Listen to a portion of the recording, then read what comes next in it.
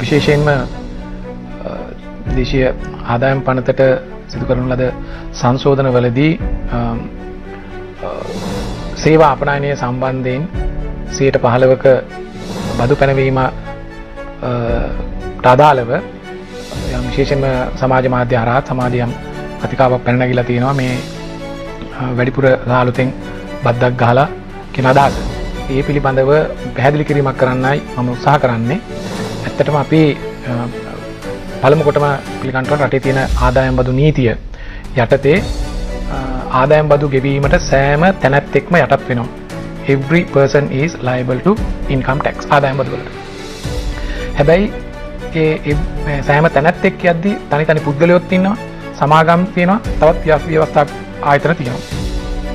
මෙතෙන්දී අපි පුද්ගලයන් මේ විශේෂයෙන් මේ අදහස මතු කරගන්නේ පුද්ගලයන් ඔය ඩිජිටල් සේවා අපනයනය කිරීමේදී ෆ්‍රීලාන්ස් වැඩ කිරීම, YouTube, වෙනත් ඩිසයිනින්, ග්‍රැෆික්ස් ඒ වගේ දේවල් වලදී ලැබෙන ආදායමට බදු ගෙවන්න වෙනවා මේකෙන් ලොකු ප්‍රශ්නයක් කියන අදහසත් එක්ක.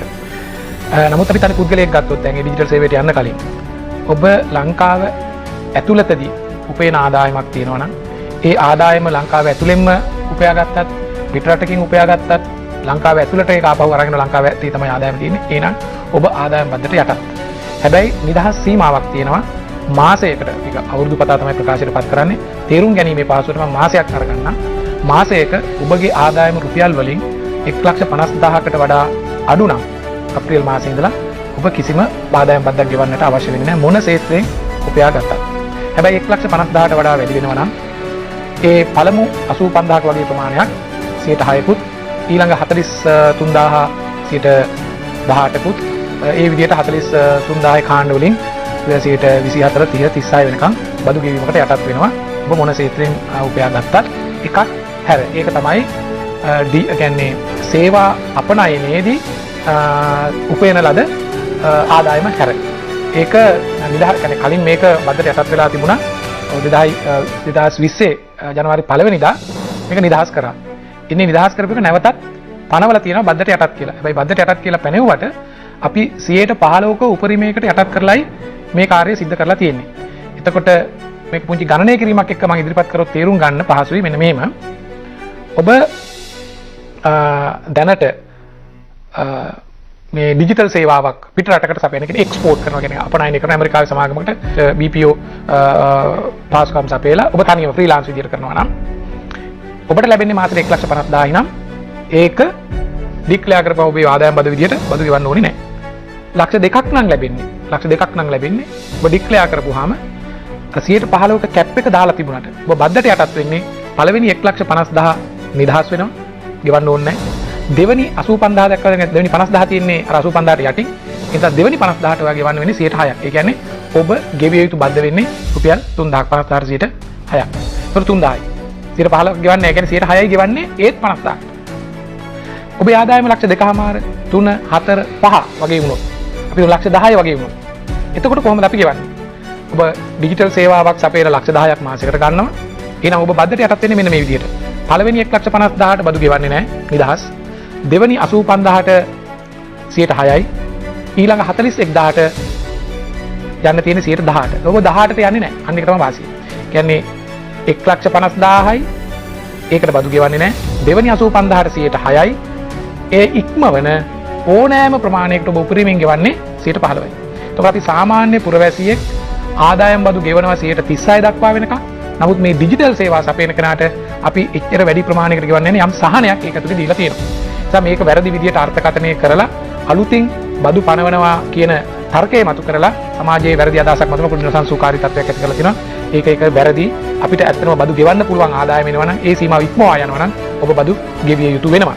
ඒ නිසා ඒ ගෙවීමේදී ඔබට යම් සහනයක් සැලසෙන විදියට උපරිම ගෙවිය යුතු අනුපාතය 15%කට සීමා කරලා තියෙන එක සමාගම් වලට අදාළයි. නමුත් මේ කතාව මතුවලා තියෙන්නේ පුද්ගලයන් සම්බන්ධ කරගෙන. ඒත් එක්කම ඔබ මේ සේවා සපයන්නේ පිටරටක සමාගමකට, පිටරට පුද්ගලයෙකුට ඕනම තැනකට ආයතනයකට වෙන්න පුළුවන්. ඒ ගෙවලා ඔබට ලැබෙන මේ ඩොලර් වලින් ලැබෙන මුදල රුපියල් බවට පරිවර්තනය වෙනකොට තමයි අපි ගණන හැදීම කරන්නේ රුපියල් වලින්. ඩොලර් වලින් ලංකාවට ලැබෙනකොට ඔබට ඒ මුදල ගෙවන සමාගම ඕ පුද්ගලයා විසින් ඒ ආයතනය විසින් ඔබෙන් යම් බදු අඩු කිරීමක් කරලා තියෙනවා නම් ඒ සහනය මෙතෙන්දී අපි ලබා දෙනවා. උදාහරණයක් විදිහට ගන්නකොට ඔබ 1,10,000ක ආදායමක් ගද්දි ඒ රටින් ඒකට 115ක බද්දක් අය කරලා තියෙනවා. අපි මෙහෙන් කීයක්වත් අය කරන්න යන්නේ නැහැ සම්පූර්ණ මුදලට. මොකද අපි අර ද්විත්ව බදු සහන ගිවිසුම යටතේ ලෝකේ එක රටකින් බදු අය කරනකොට තවත් රටකින් අය කරන්නේ නැහැ. හැබැයි ඒ රටින් 120ක් 30ක් අය කරලා තියෙනවා. ඉතින් අපිට ඒක කරන්න දෙයක් නැහැ. ඒ රටට අයිතිය තියෙනවා. ලංකාවෙන් අලුතෙන් බදු අය කරන්න යන්නේ නැහැ.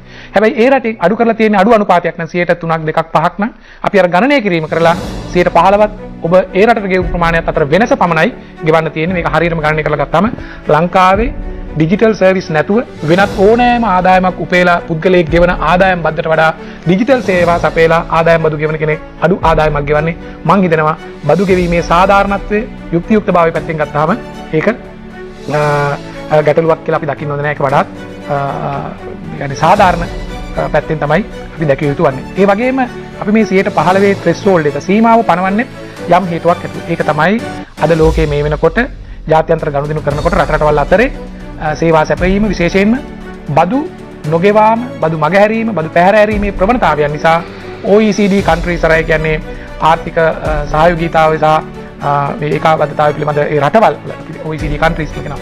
ඒ හරහා ඉදිරිපත් කරපු ෆ්‍රේම්වර්ක් එකක් තියෙනවා බදු සම්බන්ධයෙන්. ඒ ෆ්‍රේම්වර්ක් එකේදී නිගමනයකට එකඟතාවයකට ඇවිල්ලා තියෙනවා ලෝකේ ජාත්‍යන්තරව කටයුතු කරද්දී ආදායම් ජනනය වෙන රටේ අවම වශයෙන් 15%ක්වත් බදු ගන්නට ඕන කියලා මිනිමම් ග්ලෝබල් ටැක්ස් එකක්. ඒතර අපේ නව ආදායම එකතු කිරීමේ ප්‍රතිපත්ති ඉදිරියට යන්නේ මෙන්න මේ මිනිමම් ග්ලෝබල් ටැක්ස් එකවත් අපි අය කරන්න ඕන. අර බදු සහන දෙනවට වඩා. ඒ නිසා අන්නේ මිනිමම් ග්ලෝබල් ටැක්ස් එකට සම්බන්ධ වෙන්නත් ඉදිරියේදී රටවල් අතර මේ ගනුදෙනු සිද්ධ වෙනකොට තොරතුරු බෙදා හදා ගැනීම කියන ක්‍රමවේදයට යන්නත් පදනමක් විදිහට තමයි 15% යොදලා තියෙන්නේ. ඒ 15% යෙදීමෙන් ඇත්තටම ඩිජිටල් සේවා සපයන අයට අසාධාරණයකට වඩා වෙලා තියෙන්නේ යම් ආකාරයක අනෙකුත් පුරවැසියට සාපේක්ෂව සාධාරණයක්. ඒ නිසා මම හිතනවා අනවශ්‍ය කලබලයක් ඇති කිරීම හෝ ගැටලුවක් නිර්මාණය කිරීම හොඳ දෙයක් නෙවෙයි කියලා.